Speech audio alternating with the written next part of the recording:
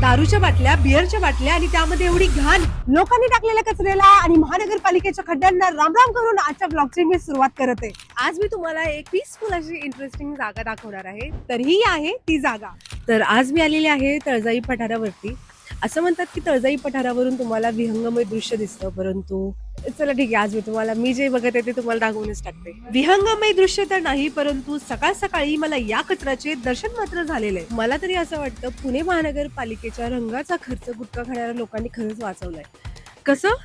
तुम्हाला जर हे बघायचं असेल ना, तर एकदा तुम्ही इकडे बघू शकता. हे जे तुम्हाला दिसत आहे ना, इथे कसं लोकांनी गुटखा खाऊन थुकलेलं आहे. थोडक्यात म्हणजे मुंबई सारखे पुण्याचे हाल व्हायला जास्त दिवस काय लागणार नाही. तुम्ही या व्हिडिओ मध्ये बघू शकत आहे, एवढ्या सुंदर वास्तूला लोकांनी कशा प्रकारे छान रंग रांगोटी करून ठेवलेली आहे. एवढंच नाही तर या पोटमाळ्यावरती लोकांनी बिअरच्या बाटल्या सुद्धा टाकलेल्या आहेत. मी ह्या ठिकाणी एंटर झाल्यानंतर मला डस्टबिन पाहिजे होती, कारण का माझ्याकडे एक टिश्यू पेपर होता, म्हणून तो मला टाकायचा होता. या वास्तूच्या आजूबाजूला एक सुद्धा डस्टबिनचा बॉक्स साधा ठेवलेला नाहीये. तो पार्ट वेगळा आहे. लोकांना डस्टबिन जरी दिली तरी लोक त्यात कचरा टाकणार नाहीये. ते आपल्या आजूबाजूच्या परिसरालाच घाण करणार आहे. तुम्ही या साईडला सुद्धा बघू शकता, ही घाण लोकांनी कशा प्रकारे टाकून ठेवली आहे. बघा हे.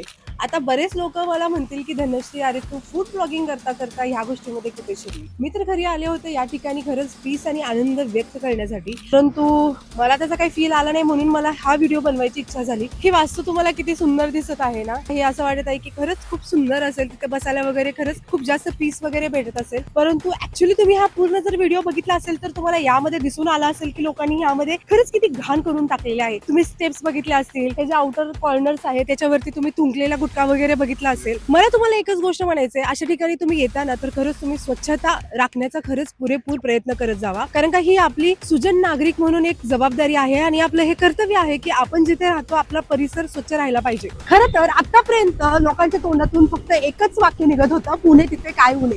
परंतु इथून पुढे लोकांच्या तोंडातून एकच वाक्य निघणार आहे, पुणे तिथे काही घाण आहे. हा व्हिडिओ 4 लोकांना शेअर करा आणि आपला भारत किती स्वच्छ आहे हे दाखवा. जोपर्यंत मोदीजी या व्हिडिओवरती येऊन कमेंट करत नाही, तोपर्यंत या व्हिडिओला शेअरच करत राहा.